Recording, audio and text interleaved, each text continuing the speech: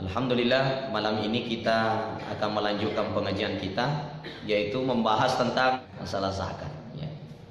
Jadi kita sudah membahas bahwa pada intinya zakat itu ada dua, yaitu zakatul fitrah wa zakatul mal. Zakat fitrah dan zakat mal. Zakat fitrah itu ya adalah zakat yang dikeluarkan pada bulan Ramadan, ya. Dan zakat mal itu dikeluarkan pada saat cukup dua hal. Pertama, cukup haulnya, waktunya. Yang kedua, cukup nisabnya, ukurannya, ya, takarannya. Dan itu sudah kita bahas. Di sini kita akan lanjutkan. Di sini Imam Syafi'i katakan, wa haruma tahhiruha ay yaumihi ayil 'aid bila uzri. Ka ghaibati malin aw mustahiqin wa yajibul qada'u fawran li isyanihi. Wa haruma ta'khiruha ay yaumihi, haram menunda zakat fitrah sampai melewati hari Idul Fitri, ayil 'aid bila uzri. Haram menunda zakat Idul Fitri sampai melewati hari raya Idul Fitri. Jadi itu diharamkan. Di sini katakan wa haruma ta'khiruha, diharamkan. Artinya tidak boleh. Ka ghaibatihi malin aw mustahiqin. Ya. Bila tidak ada uzur yang menghalangi, ya, tidak ada uzur yang menghalangi, misalnya mustahik, ya, orang yang berhak mengeluarkan zakat, ya, atau orang yang berhak menerima zakat, ya. Jadi itu tidak ada penghalang di situ. Orang yang mau diberikan zakat, maka itu tidak boleh menunda, ya. Wa yajibul qada'u fawran li isyanihi. Ya. Jadi bahkan di sini Imam Syafi'i katakan wajib mengqada, ya, wajib mengqada. Kemudian wa yajuzu ta'jiluha min awwali ramadhana wa yusannu alla tu'akhkhara an salatil 'aid bal yukrahu dzalik. Mengeluarkan zakat fitrah, wa yajuzu artinya menjaizkan, mengeluarkan zakat fitrah min awali ramadhana, di awal bulan suci Ramadan, wa yusannu alla tu'akhkhara an salatil 'aid. Ya, lebih disunnahkan. Jadi mengeluarkan awal Ramadan itu hukumnya sunnah. Di sini dikatakan wa yusannu alla tu'akhkhara an salatil 'aid, disunnahkan mengeluarkan zakat fitrah jangan sampai menunda hingga datangnya salat Idul Fitri. Jadi ada orang itu menunda-nunda zakat fitrahnya di awal bulan Ramadan. Katanya awalnya nanti di akhir bulan suci Ramadan. Si tendre-tendre ini kebolana Pak Imam, si tendre-tendre ini kebolana ambil zakat Karena kenapa? Akhir bulan Ramadan baru mau mengeluarkan zakat fitrah. Padahal di sini kata tu'akhkhara an salatil 'aid, disunnahkan mengawalkan sebelum datangnya salat Idul Fitri. Jadi kita awalkanlah di bulan suci Ramadan mengeluarkan zakat. Nah, di situ Imam Syafi'i mengatakan sunnah, diperi-peri. Nah, jadi seperti itu ya. Bal yakrahu zalik, bahkan menunda-nunda itu dimakruhkan. Ya. Ya seperti itu. Yaitu persoalan zakat dimakruhkan menunda-nunda, ya, jangan kita tunda-tunda. Ya, kalau sudah waktunya harus keluarkan, jangan ditunda-tunda. Jangan sampai kita meninggal duluan. Ya, ya pas sekali dengan materi kita, saya dengan antusias jamaah sudah banyak yang mengeluarkan zakat, sedekah, infak, bahkan berupa sedekah makanan, sedekah minuman disebutkan oleh ketua panitia kita tadi. Nah, itu sangat luar biasa.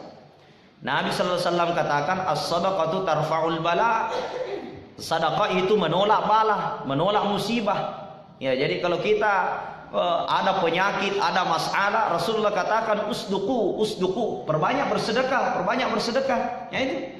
Jadi kalau ada di sini banyak penyakit, kena asam urat, ya, tinggi darah, selalu marah di rumah, perbanyak menyumbang di masjid, minuman, makanan. Jadi usduku kata Nabi, ya, menolak bala dengan sedekah. Ya, jadi kalau ada orang berdoa tidak mau sembuh, kemungkinan ini harus mengeluarkan sebahagian harta di jalan Allah, karena tarfa'ul bala, mengeluarkan ini yang akan mengangkat musibah, mengangkat penyakit yang menimpa kita. Nah, jadi seperti itu. Kita lanjutkan.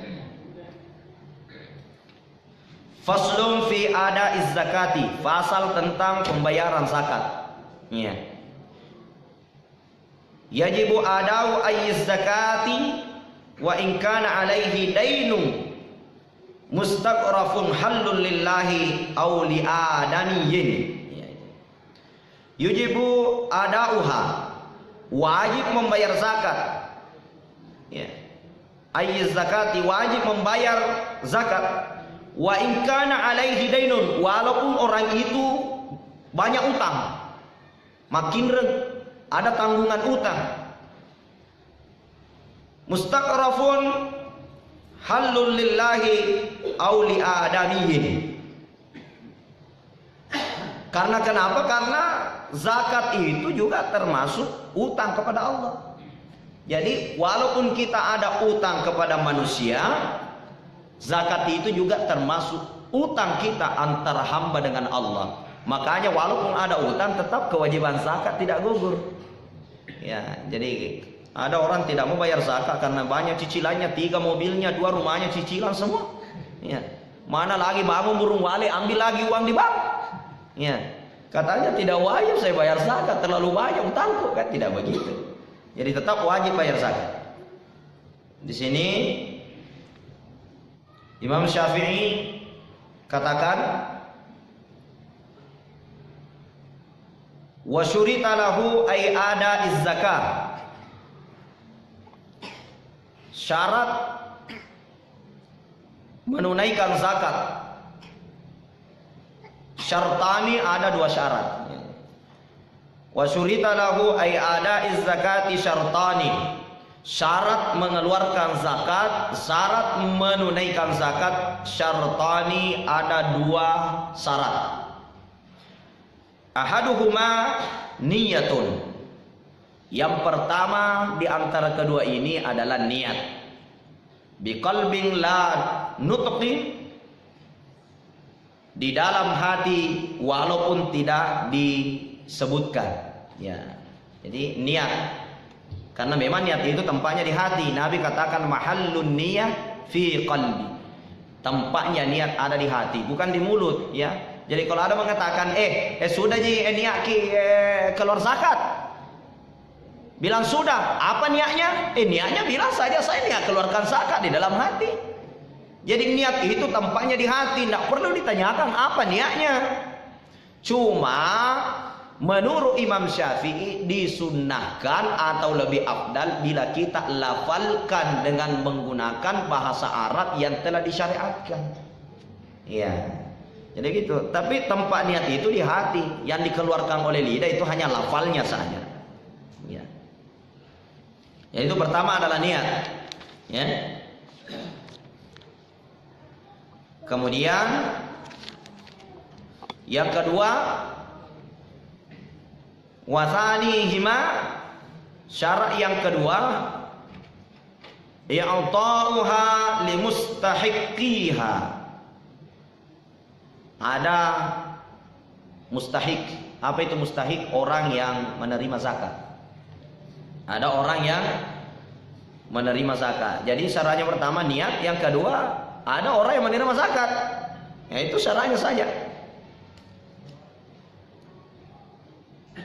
Yakni man wujida liman asnafis thamaniyati mazkurati fi ayatin. Ada 8 asnaf. Ada 8 orang yang wajib menerima zakat fi ayatin, dalam ayat dalam Al-Quran, Innamas sadaqatu lil fuqara'i wal masakin wal 'amilina 'alaiha wal mu'allafati qulubuhum wal gharimina wa fi sabilillahi wa banis sabil. Jadi ini ada 8 kelompok yang wajib menerima zakat di dalam surah At-Taubah ya, ayat 60. Jadi itu. Dalam surah At-Taubah ayat 60 itu 8 kelompok yang wajib menerima zakat.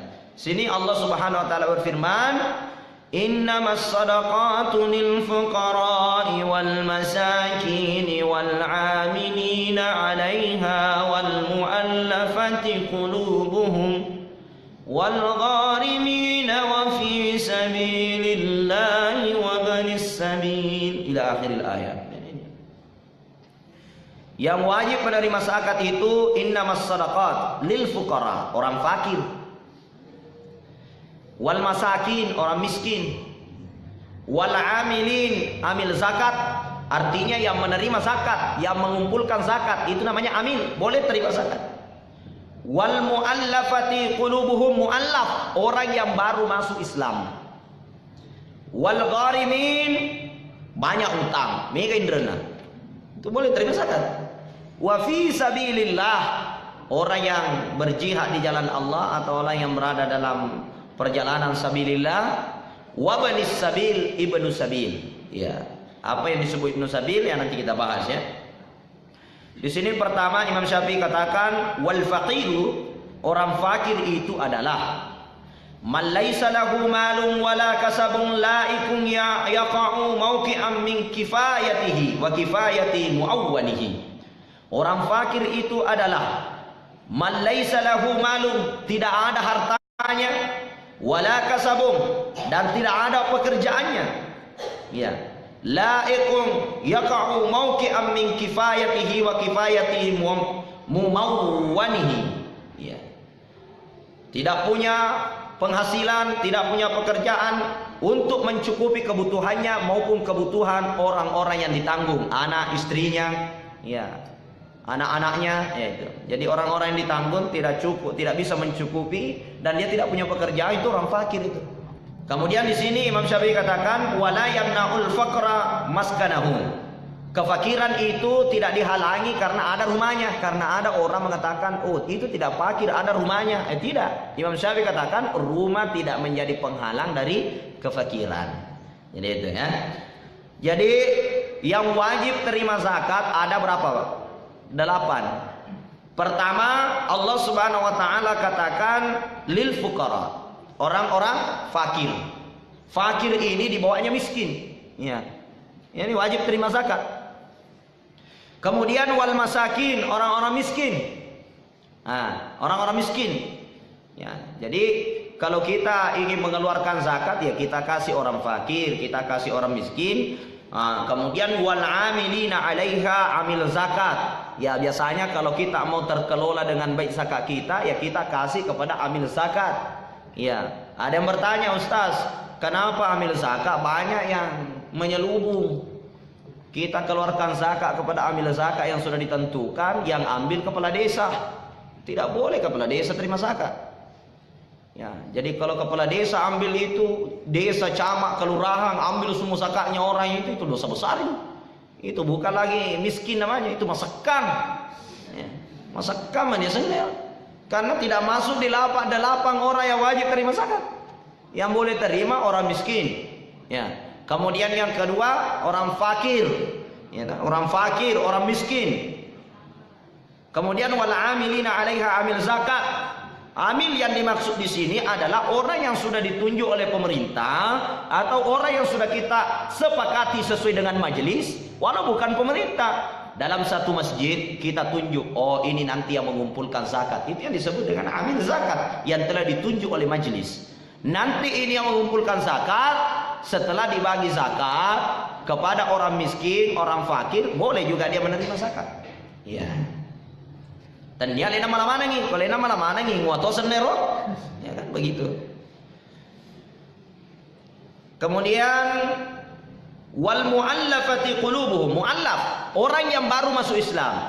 Pertanyaannya, bagaimana orang yang masuk Islam, orang kaya, banyak uang, orang kaya, orang seperti di Indonesia ini kan rata-rata orang non-muslim, orang-orang Cina yang Nasrani, Yahudi kan, orang-orang kaya.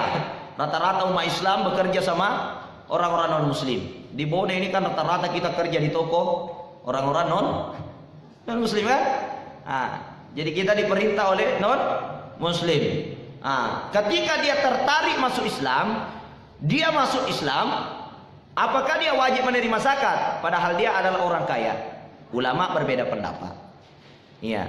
Pertama, ulama pertama mengatakan wajib menerima zakat karena Al-Quran telah menentukan dia tetap wajib menerima zakat. Itu menurut Imam Malik, Imam Abu Hanifah, dan Imam Ahmad bin Hambal atau Hambali. Itu dia menyatakan tetap wajib menerima zakat. Dalilnya Al-Quran mengatakan wal mu'allafa qulubuhum, orang yang baru masuk Islam. Ya, kaya atau tidak kaya tetap wajib terima karena tidak dimasukkan dalam syarat di dalam ayat ini. Akan tetapi Imam Syafi'i sedikit perbedaan di kaul jadidnya.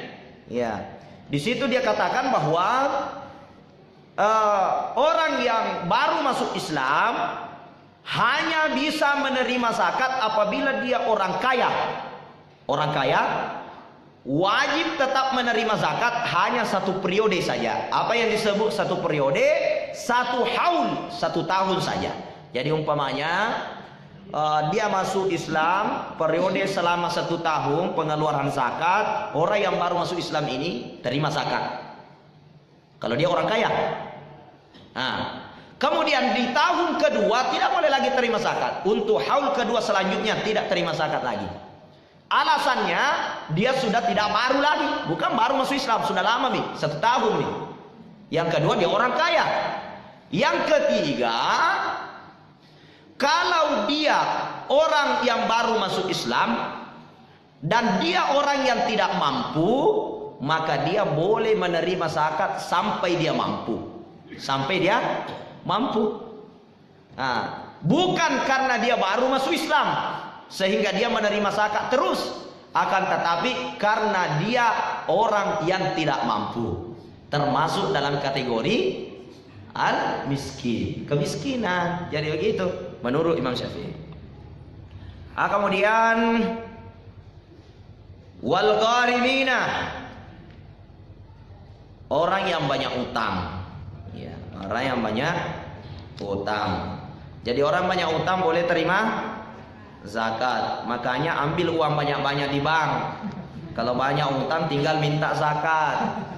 Ya, yang begitu. Bukan begitu maksudnya ya. Ya, jadi banyak utang untuk mencukupi kehidupannya, kebutuhan pokoknya, sehingga dia butuh berutang, maka orang inilah wajib menerima zakat. Kalau 5 mobilnya, ada di rumahnya, 2 istrinya, banyak utangnya di bank, apakah wajib terima zakat? Tidak wajib. Memang banyak utangnya, akan tetapi bukan utang karena kebutuhan pokok, tapi utang karena gayana. Gayana. Ya, makanya sekarang Pak, wanita itu bukan sebenarnya keperluan hidup yang kurang, tapi gaya hidup. Itu yang bikin susah, itu gaya hidupnya. Ya. Sudah bisa pakai HP menelpon, harus beli lagi HP 3 juta karena mereknya. Boleh 4 juta karena mereknya. Ya.